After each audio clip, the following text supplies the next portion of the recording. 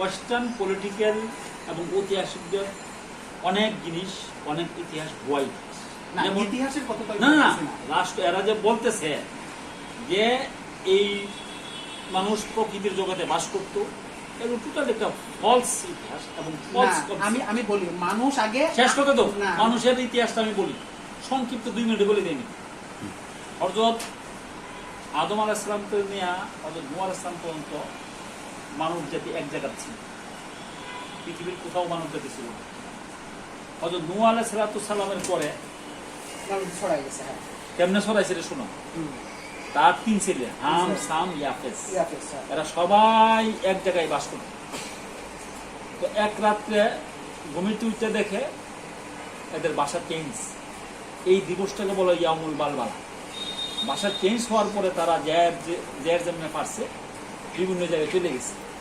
তখন বিভিন্ন জায়গায় চলে গিয়ে জনসংখ্যা বাড়ছে, তখন প্রত্যেকটা জায়গায় একটা মনার্কি, রাষ্ট্র এগুলি গঠন করছে।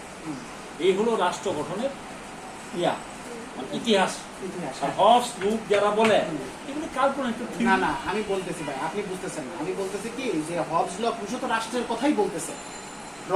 এরা কি বলে মানুষ এক সময় রাষ্ট্রহীন ছিল না, মানুষ রাষ্ট্রহীন ছিল, কখনো রাষ্ট্রহীন ছিল না। মানুষ সবসময়, আল্লাহ বলতেছে কি মানুষ সবসময় খোদার রাজত্বে বসবাস করেছে আগে। তোমরা আল্লাহ বলতেছে যে আমি রাজা, আল্লাহ বলতেছে, আল্লাহ কোন জায়গায়? সব জায়গায় আল্লাহ কোরআন শরীফে বলতেছে যে আমি মালিকুল মুলক, আমি এই সবকিছুর মালিক। আরে এই জায়গা খোদার রাজত্বে বসবাস করা আর খোদার রাজত্বে সবাই বসবাস করে। হ্যাঁ, সবাই বসবাস করে। আমি এটাই বলতেছি। এখন পৃথিবীকে এক রাষ্ট্র বানাতে চাও? হ্যাঁ, এক রাষ্ট্র বানাতে চাই। পৃথিবীর সার আল্লাহ কখনোই আপনাকে বলবে না। এটাই হচ্ছে কথা। মানে খালিদের কথা হলো আউট অফ বর্ডার। কোন অথরিটি? আমি তো এতক্ষণ কথা বলতেছি না, ওখানে কথা শুনতেছি। মানে বর্ডার রাখা যাবে না। আপনি পাকিস্তান করলেন, কোন অথরিটি বর্ডার? আপনার বর্ডার বানাচ্ছেন, আপনি যুদ্ধ করতেছেন, করে এবার আপনি কোন যে আল্লাহ এটা আউট অফ বর্ডার।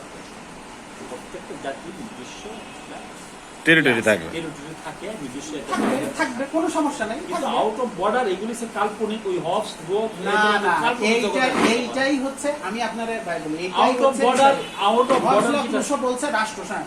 যখন আপনি জাতিসত্তা, কিন্তু ইসলামিক থিওরি তো বলে, ইসলামিক থিওরি তো দাঁড়ান এক সেকেন্ড, সূরা নমলের মধ্যে একটা কথা আছে যে জিন এবং ইনসান সুলাইমান আলাইহিস সালামের সৈন্য হয়ে গেছে। নমলের বাক্য